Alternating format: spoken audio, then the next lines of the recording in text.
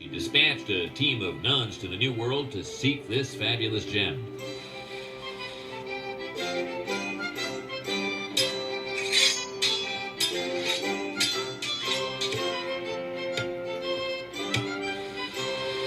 They landed at what is now Philadelphia and used the timbers of their ship to construct a convent.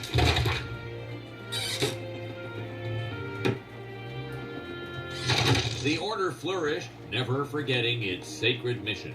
But word about the gem got out, and a group of high-ranking Freemasons, led by Benjamin Franklin, George Washington, and King George III, staged a phony War of Independence to cover their search for the gem.